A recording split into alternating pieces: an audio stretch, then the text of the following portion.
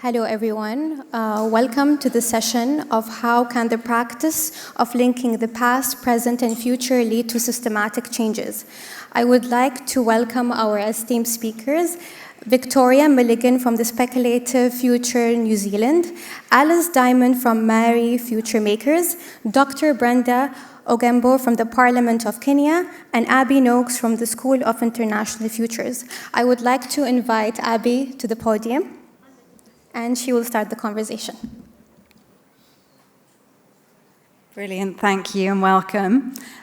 We thought we'd start today with a very small activity, so I'd like to invite all of you to stand up, please. And if you can't stand, raise a hand, but thank you.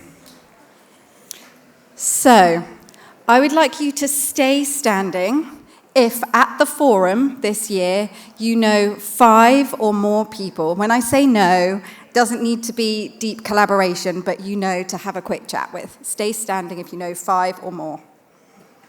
Okay. If you know 25 or more people, stay standing. If not, please sit down.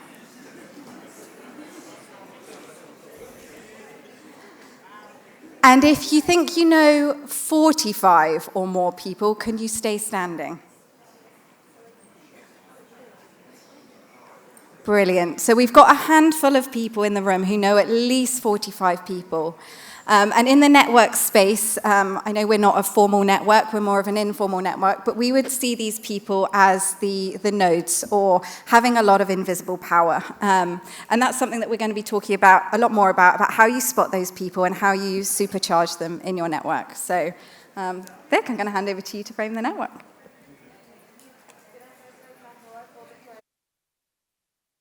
I think your mic's Is it Mic not working. Mic is working? Yeah. How's that?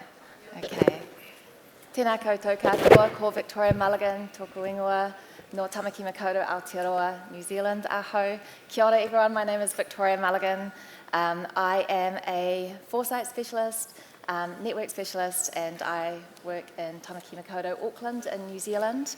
And firstly, I just want to say thank you for giving us your time and coming here today. I'm always really encouraged when I see a room start to fill up with people who care about networks or care that we need to be thinking more intentionally and meaningfully about how we gather and how we collaborate. So myself and my panelists, like most people, wear multiple hats. And so today I am wearing the hat of a director and a network coordinator of the Aotearoa New Zealand Futures Network. We're a network that was stood up about 2 years ago now, with the aim to galvanise energy around foresight, capability build, nationally and across sectors. And so that's what we're trying to do, and that's what I'll be talking about a bit today. Now, we're going to run this panel a little bit differently to how some of the panels might look over the course of the forum. We decided not to have a moderator. So we thought 4 strong women with multiple strong opinions, what could go wrong? And so bear with us today as we experiment with trying to do this without a moderator. I wanted to start by giving some sort of foundational definitions around what we do in networks. So to start with, what is a network? We define networks essentially as a web of relationships that connect people and things. And networks have been around for a very long time. They're not a new thing. But what we're seeing more now is a real leaning into intentional design of networks for impact. And you will hear us talk quite a lot about impact networks. So to define that a little bit further, we consider impact networks to be very specific to when you are galvanising energy around a shared purpose. And impact networks can take multiple different forms.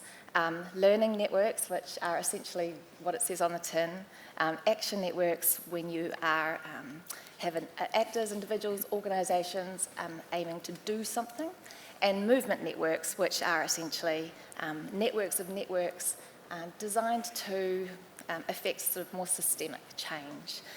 Now, the other thing that you're going to hear us talk about a lot today is network weaving as a concept. So I might get us to bring up the Mentimeter if we can. And if you can ping the QR code, really interested to hear what network weaving means to you. Put it up there yet?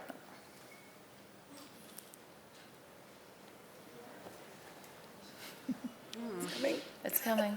Yeah. There we go.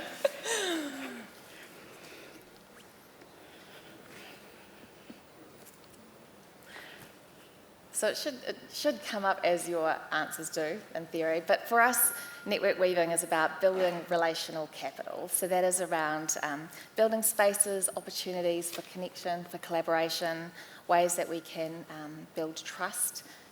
Change happens at the speed of trust, and that is essentially what is foundational to networks working well and working meaningfully.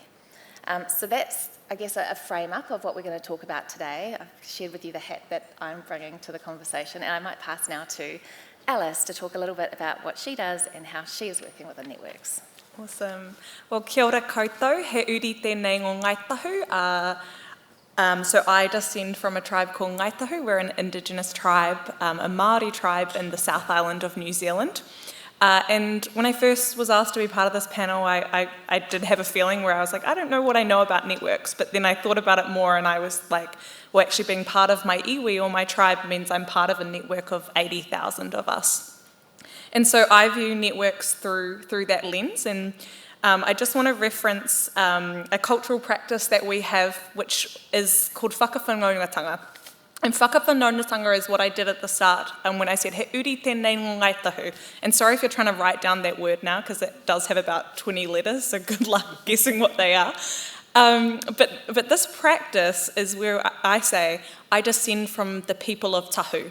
And immediately it means that when I sit within a room, I'm hearing where other people descend from, the lands in which they connect to, their ancestors, and therefore the context of who they are and how I connect to them.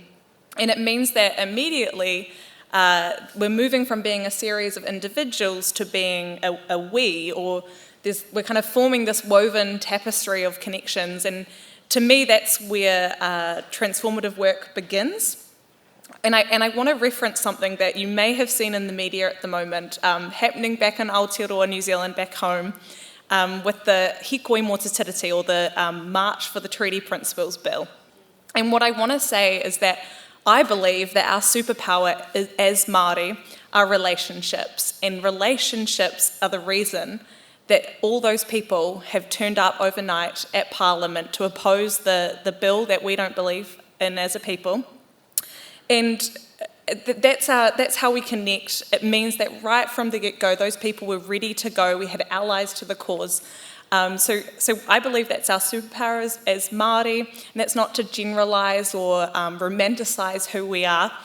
But I think in general, I've noticed that Indigenous people really have this close connection to what it means to be in relationship with people, with land, and therefore we're always looking for ways to connect.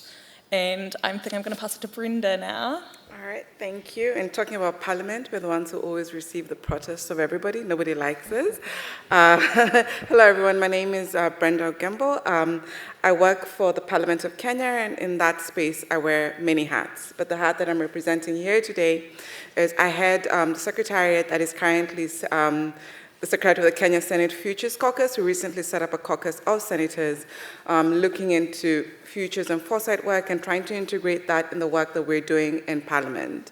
And so what I essentially do is try and bring together different networks to help members of Parliament, especially senators, think about different work that they do, but in this space, think about futures and foresight and how they can integrate that both in legislation, in oversight, in representation, and then take that and try and also connect it to the work that I do in citizen engagement and with devolved government. And so I think I will pass it on to Abby to introduce herself. Thank you. So the hat that I'm going to be wearing today is a global network weaving hat. So what does it mean and look like to weave networks across generations, across sectors, across geographies? And I'm here from the School of International Futures, and we host or hold a number of networks within our kind of broader community, from the Next Generation Foresight Practitioners Network, which is a community of over 900, mostly under 35s, of which Alice is one, who are using futures and foresight in their communities to drive change. And very much using, I think they're doing some of the most incredible kind of fringe practice. They're from over 90 countries. But also we host the Pioneers Network, which is a collective of champions of today's leaders who are championing long-term governance and thinking about the well-being of future generations. So they're from, generalizing here, but from different generations, but also across sectors, across geographies. And why we care about networks, and I'm going to sort of transition us into thinking about the power of networks and the purpose of networks, is that we believe, I think collectively, but also at the School of International Futures, that it's not ideas that change the world, it's people with ideas that change the world and people connecting to other people to do that. And from our perspective, we think that networks are particularly powerful because they allow you to do 4 things much, much better. The first is research. So from the perspective of if you have a wide network of people, you're able to gather much more perspectives, fringe perspectives, listen to lots of different ideas that can come together and inform a much sort of better perspective and collective, a more complete set of insights. But it also allows you to do practical research as well. So, for example, we've just, at the Summit of the Future a couple of months ago, released an implementation handbook based on 50 countries, leaders from 50 countries, using different practical ways of integrating long-term thinking. It also allows you to surface and amplify innovation. So, for example, you're able to spot what's the new practice and you're able to distribute that insight about what new practice might be across your network.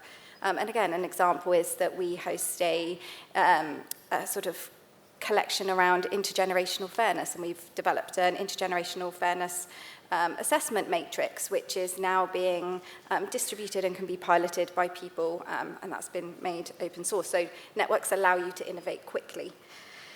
They also allowed you to redirect resources. So we've got people within our network who would love to be doing futures and foresight work, but don't necessarily have the institutional backing.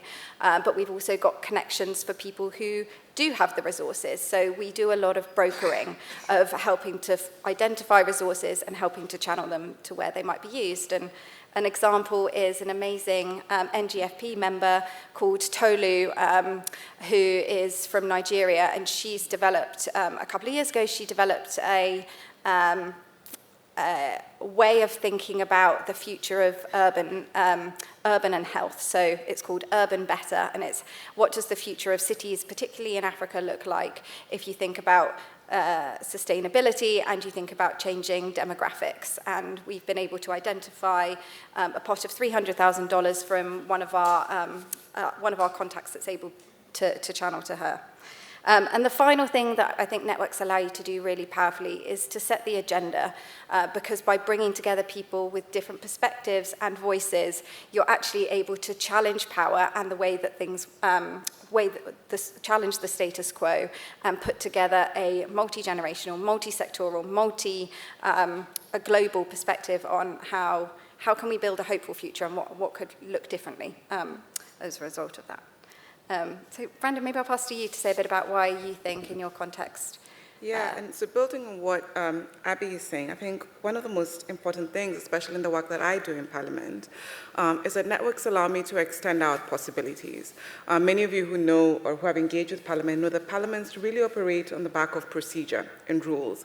And so we're often constricted in the work that we're able to do, who we're able to engage with, how much we can say, especially as staff in Parliament. And oftentimes for members, they have constrained resources. Increasingly, parliaments don't have the kind of resources that they've had for years.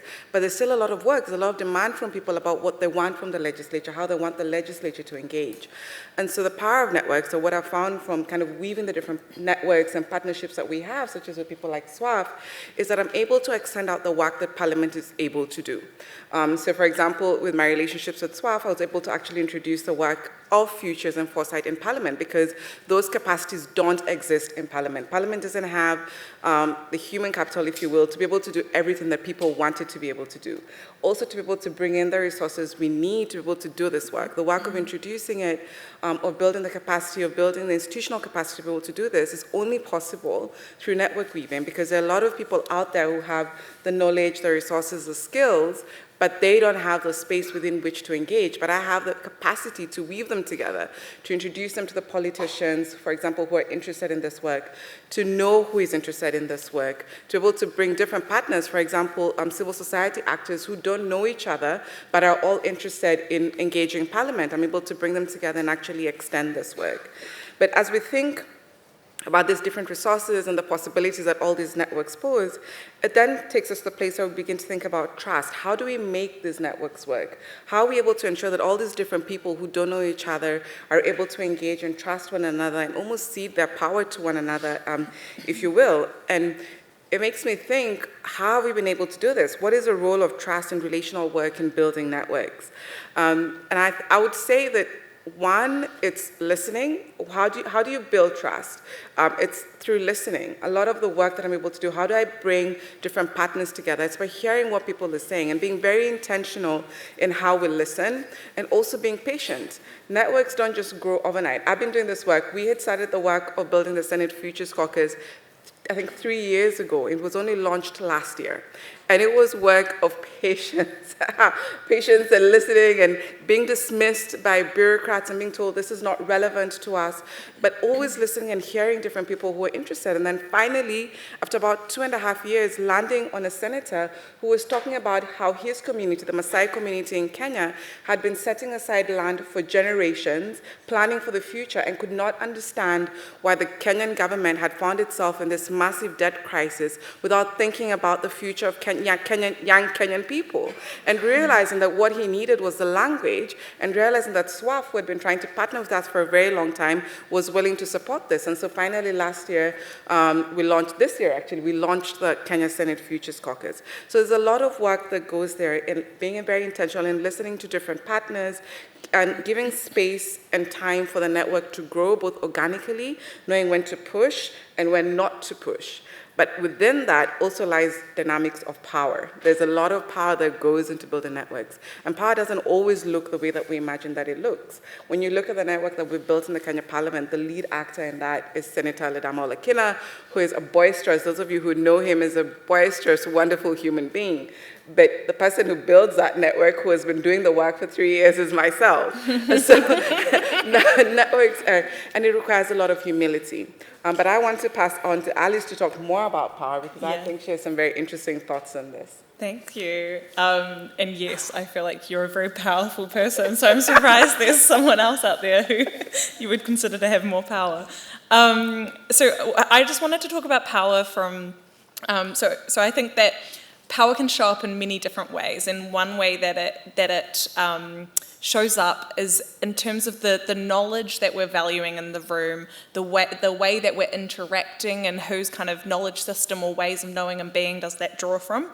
And immediately, I believe that as soon as you're valuing a particular way of interacting, that shifts the power dynamics in a room, and it's really important when you're doing work within networks that you're noticing whose knowledge you're valuing. So the thing about networks is that I believe that they allow us to kind of bridge these alternative ways of knowing and being, but often the non-dominant perspectives are the ones that are marginalised in that space. So how do we start to build trust over trying to surface some of those non-dominant perspectives and give them value and power within a network? And I just want to give an example of some of the work we've been doing back home. So I work for an organisation called Tokona Te Raki, or Maori Future Makers, and we have created a shared practice, or kawa we call it, in our future making or solution making or change making work. And it's called Te Korikoreka. Again, big Maori word. I think at the very end we're going to put another QR code that will link you to some of our work, so you'll be able to find it there. Look for the purple, that's our colour scheme. But so te kore koreka, what it is it's a way of interacting, and it means as soon as we start our network weaving work, or when we're working with other people, we always are unashamable in the fact that that's our practice of interaction, and it's drawn from our own cultural perspective as our ways of understanding, the ways that come natural to us in terms of how we like to interact. And it means that when we're working with non-Māori, immediately we're rebalancing those power dynamics, because we are prioritising our ways of knowing and being. And I think that that's an important thing to just pay attention to, is what are the knowledge systems that you're valuing, and how can you start to rebalance those power dynamics within networks by possibly looking to those usually marginalised perspectives and ways of thinking. And I think so. What we wanted to do now is have another QR code for another Mentimeter that talks about, that asks you to answer a question, which is, what are the challenges to collaboration from your perspective? So things like power. So that will be behind me. Let's see if this, did anyone get onto the QR code Mentimeter? Sorry, did anyone make it to the Mentimeter through the QR code? Brilliant.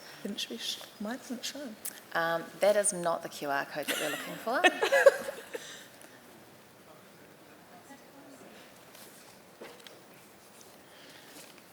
Hey, there you go. Look, okay, that's cool. So that was the last question. So that's awesome to see all your answers there. Collaboration, connection, power. Okay, the next one might appear at some point. And I think, Victoria? Yeah, cool. So I think it's really a really interesting conversation. I find it interesting because I think the concept of networks and network weaving can often be quite conceptual. It can feel really unwieldy and overwhelming, particularly when you're trying to convene big groups of people to do meaningful work. You've heard Brenda talk about the challenges of trying to do this work in Parliament. You've heard Alice, you've heard Abby talking about trying to create global movements. And I think it's really easy for people to go, this is just a lot, this is really tough. And it is, and it takes time, and you're right that building trust does take time. But I also think it's worth highlighting that sometimes I feel like we use that time as a get-out-of-jail-free card.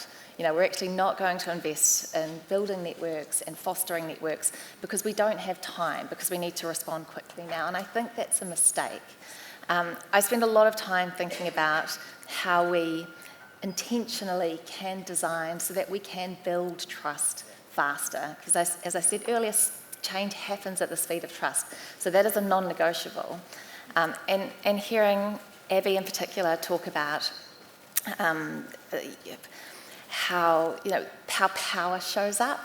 Sometimes I think we make the mistake of trying to include everybody.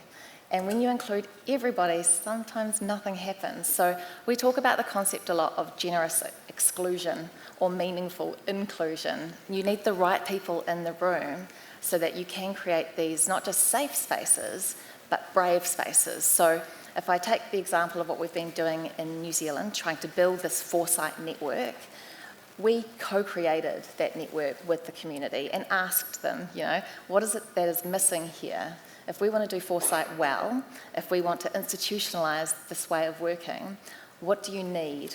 What does it look like? What would enable you to feel safe in this space? What's the purpose of it? What are the principles that will guide the way that we come together and that we work together? And I think the other thing that we need to ask ourselves when we are intentionally designing these ways of coming together is, what purpose is it serving, not just for the network, but what does it serve on a personal level and what does it serve on a professional level? Because people stay in a network and the network is maintained if it meets more than one of those needs. And I think often with network design, network sustaining, it's really difficult to keep it going unless somebody is owning it and someone is responsible for it and someone is coordinating it. And I know that from my friends up here because it's invisible work, it is under-resourced work. It is often done by women, regularly. Women in the space do this invisibly. And I think that's worth acknowledging anyway. Did you manage to find your way to the second QR code? Could we have the second? To do the next QR code? Yeah, it's cute. Yes. Yeah. So it should take you back to the Mentimeter page. And the second question is the one Alice just talked about, around what are some of the challenges that you're facing or you feel might be obstacles in the creation of good networks. Is there not a second question below the first? Oh, there we go. Yeah. So I just wanted to pick up on doing this work and how hard it is, and some of the challenges, because building, particularly, I said, coming from the lens of intergenerational networks and at a global scale, it really is hard, and it's possibly getting harder. 100 years ago, we had 3 to 4 generations alive at any one time, and now it's closer to 6 to 7, and obviously not all within the same family, but we've got 6 to 7 generations alive at the same time. And at the same time, we all know that the social contract between generations is fracturing/breaking down.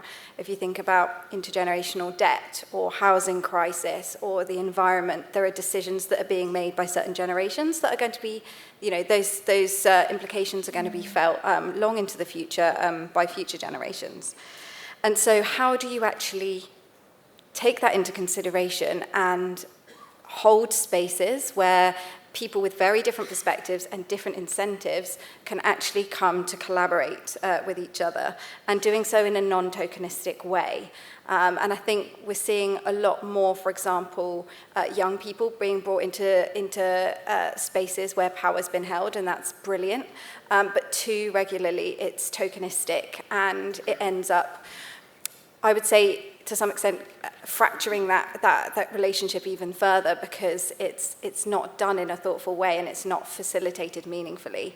And so what does it actually take to do it meaningfully? And I think I'd go back to what Brenda was saying, that it is about listening and asking the question to start.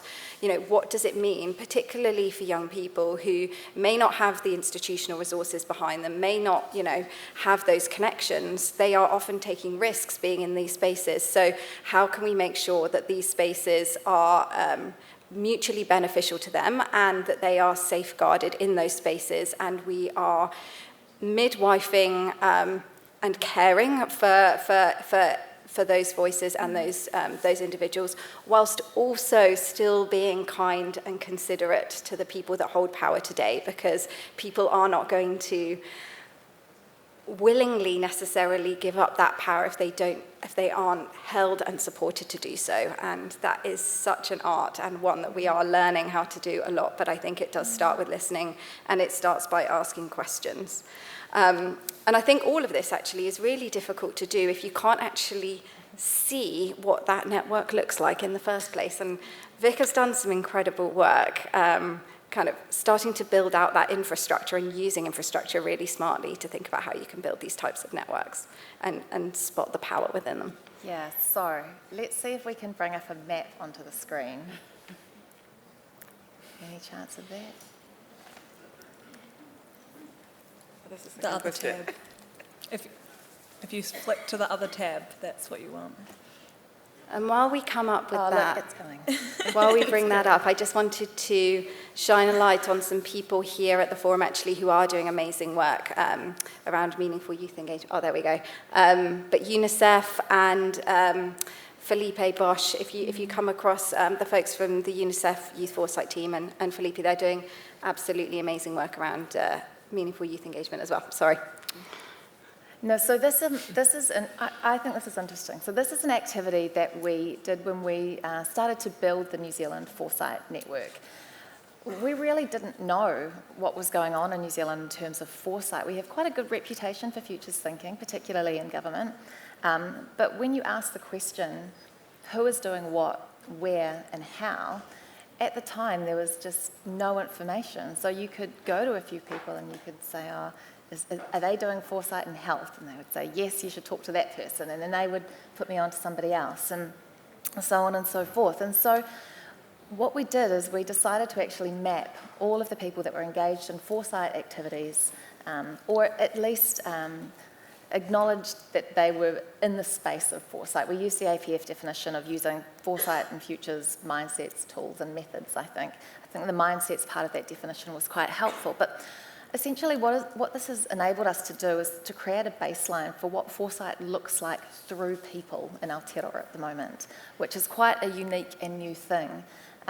This has been in existence now for almost 2 years, and what it's allowed us to do is, I'm going to, I think, say this backward, but it's allowed us to have a baseline for what we looked like 2 years ago, but also how that network has developed, what the health of it looks like, where there is opportunity to put interventions in the system.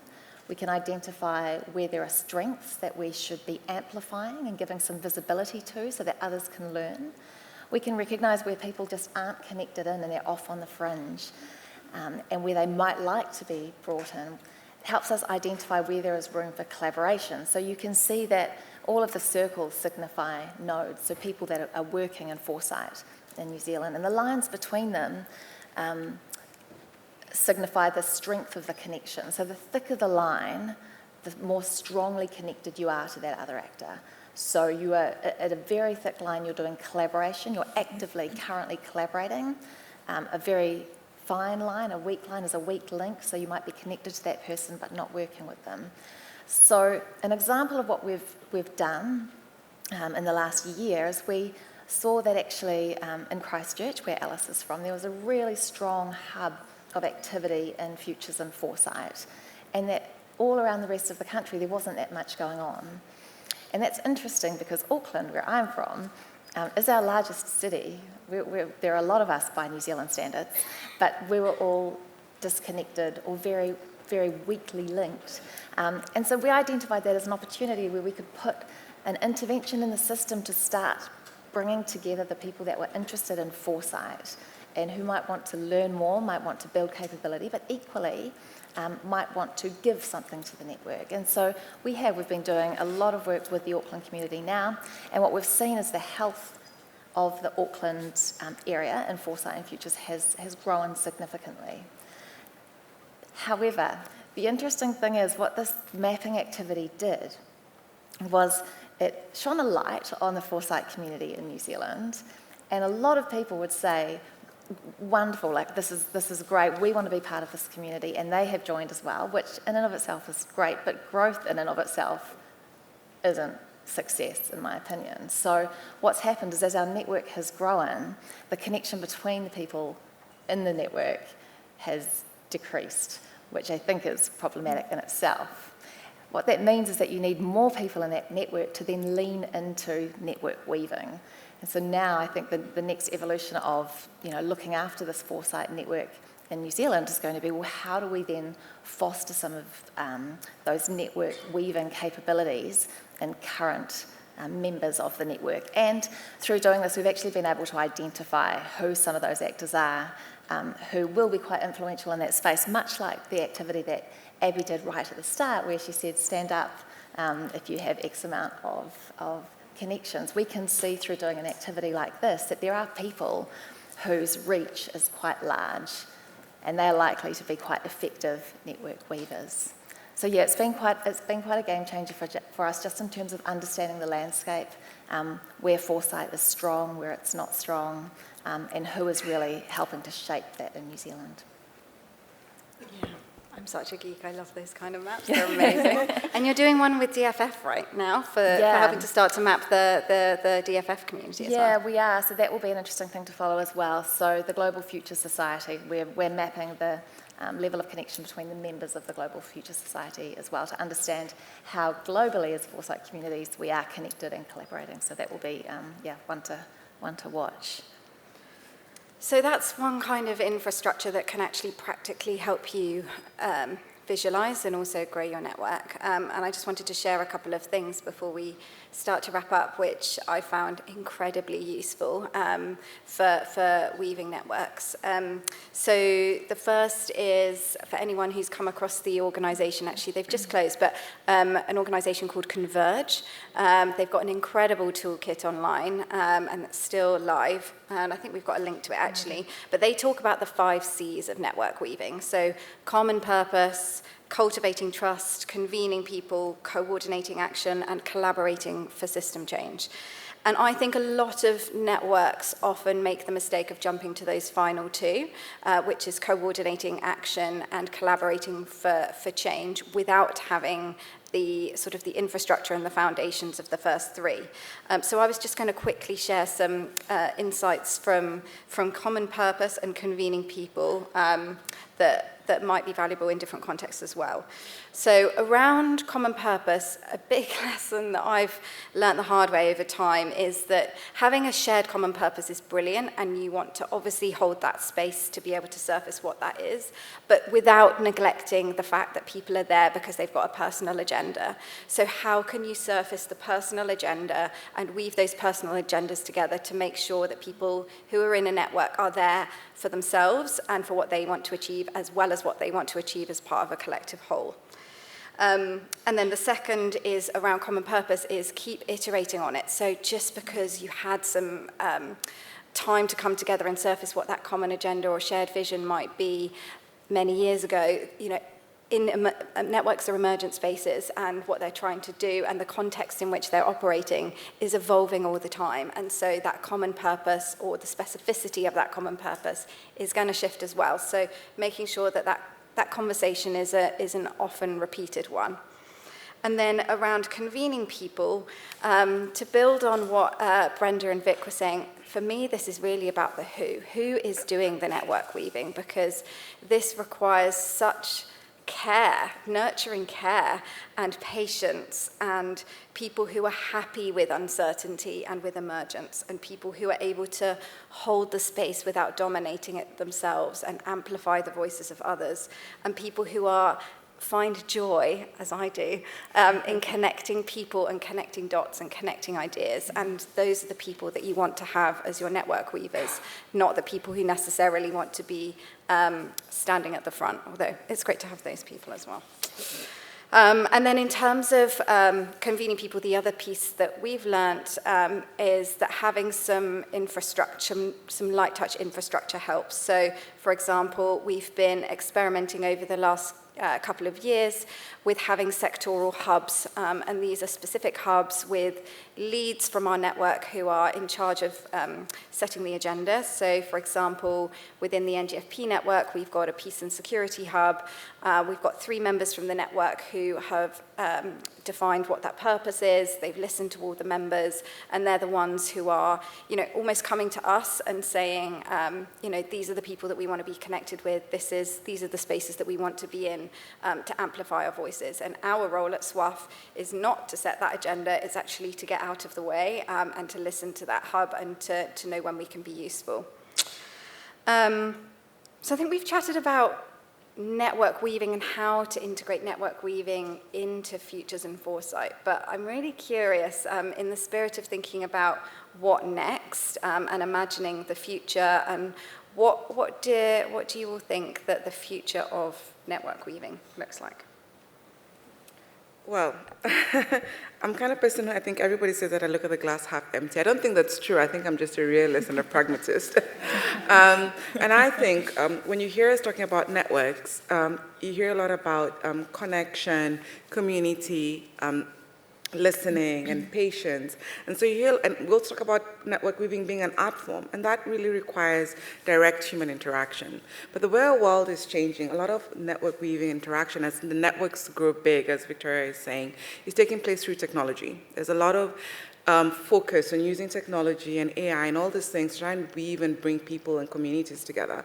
And that's fantastic. It means that we can draw on resources from all over the world, from people with different experiences, but at the same time, it brings in a lot of disconnection. We all know that engaging behind a computer screen or engaging with somebody remotely is not the same as when we engage with them in person. And I think we all saw that during the COVID pandemic. And network weaving really is an art. It's an art about building trust. It's an art about seeing somebody and having them really relate with you in a way that they're able to trust you and sometimes cede their power to you to bring them and connect them together. And so I would say for a lot of young people who, technology is great and they've been able to do great things with it, they still must remember that there is a risk, and they must reflect on that risk of what will happen to the networks that they form when you lose that human connection. It's not a negative thing. I think technology is wonderful, but at the same time, the networks that we begin to weave will change, and the trust and the nature of our relationships will change as we begin to use technology to be the foundational basis of the networks that we weave. But, I think Alice has a more positive, probably helpful perspective on this, and so I'll hand over to her. I am an optimist usually, but with everything going on in the world right now, I'm not sure if I can keep that up, but we'll see. I think just before I go into it, what I do want to say about I alluded to earlier, the context of what's happening in New Zealand at the moment, and what I wanted to just reference is the fact that for the last, I'd say 10 years, the language revitalisation movement in New Zealand has been an access point for non-Māori to engage in Māoridom, into how to support some of the causes of Indigenous people, what it means to relate in a way that works for Māori. And what I think is that was a mechanism to mean that all these people now have been interconnected, have been relating in different ways, and now they're ready to go, and they're allies to that network. So I just wanted to say that, and I think just in summary, because I can see that we've got about 5 minutes left, I wanted to say, so if we wanted you to take anything out of today, networks is about bridging communities, cultures, ideas, knowledge systems. And the reason that that's valuable is because when we go into the complexity of our future, we need more ways to think in different, alternative, radical, broad, holistic, positive ways for the future. And that's so that the future that we navigate towards together are futures that are more collaborative, are more inclusive, and are more abundant.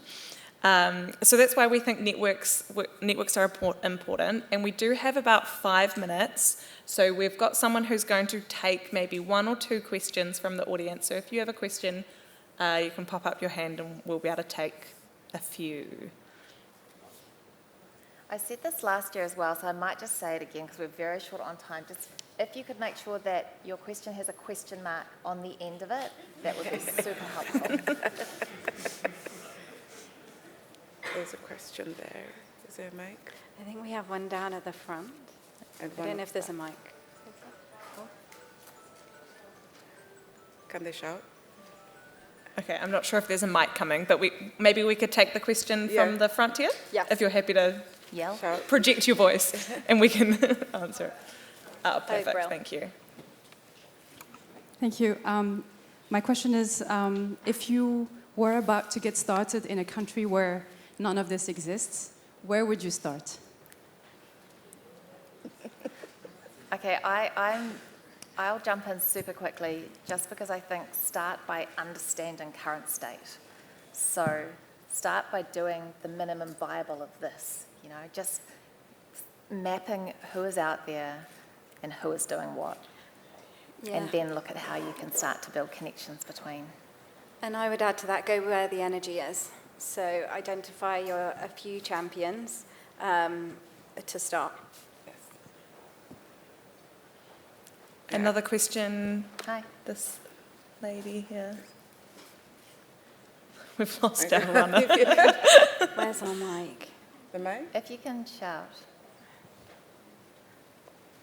Thank you.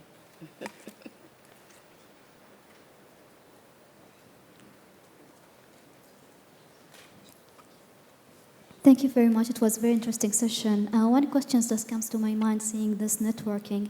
What factors contribute to connecting to the same person and have that connection being common across all people who connected with? Sorry, I didn't get the question. Did you? Sorry, I'm going to see if I've got the question right. Are you asking what happens if there's a single person that seems to be responsible for the network. What factors contribute to connecting? Let's say there's one person who has a network with other people. What factors are contributing to that specific person for networking? And are there like common factors that has been studied that connect those people to the same person? Did you get it? I'm not quite there, but I'm going to give it a crack. You'll often find in networks, and jump in guys as well, but you'll often find in networks that there are key people that tend to hold a lot of that connection, and that's not necessarily a bad thing until it's the always thing. So where you can, you should always be trying to identify other people who might not be as large of a node, but ones that you can support to have greater reach, because it is a problem. It's a massive risk if you have one single person that is, I guess, responsible for navigating and connecting the network. Yeah. We call that sometimes the hub and spoke model, and there's the risk, obviously, if the hub moves on or isn't interested anymore, that it means that the entire network can dissipate. And so the ideal is a sort of a multi-hub model, whereby there is no actual center. There might be some coordinating centrality, but there's not a sort of central holder of relationships. Thank you. Okay, I think we're going to close. We said that there's a QR code that maybe we can, hopefully, we'll see last time lucky if we can get the final one, which is a code that you can scan that will take you to a website, a web page that has some of the resources, things that we referenced today, and some of our work. And thank you all so much for being here. We really appreciate it. And look, we've created a new network of people who like networks. So, Very much so. kia ora koutou, ngā mihi. Thank you. Thank you.